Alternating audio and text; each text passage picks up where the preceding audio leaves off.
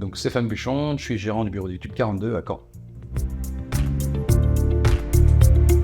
Donc j'ai connu cette formation au BIM World.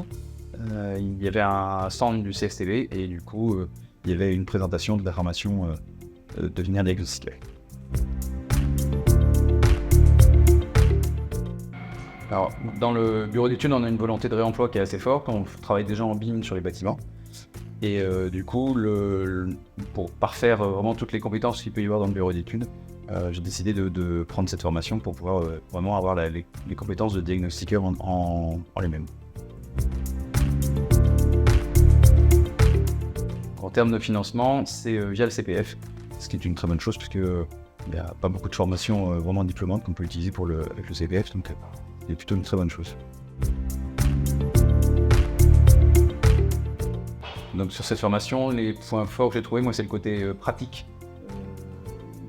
réaliste des exercices et de la formation. Après, il y a encore beaucoup de travail pratique à faire, bien sûr, mais c'est le côté vraiment réaliste des choses.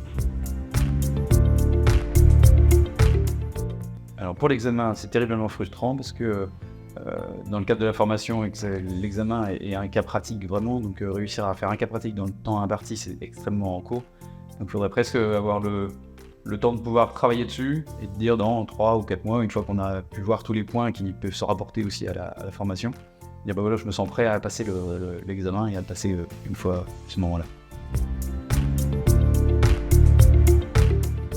Pluridisciplinaire ou complet. Parce qu'il y a vraiment, ça regroupe finalement le diagnostiqueur, il est obligé de regrouper plein de compétences, que ce soit en bâtiment, que ce soit en réglementaire, que ce soit en connaissance des matériaux, etc.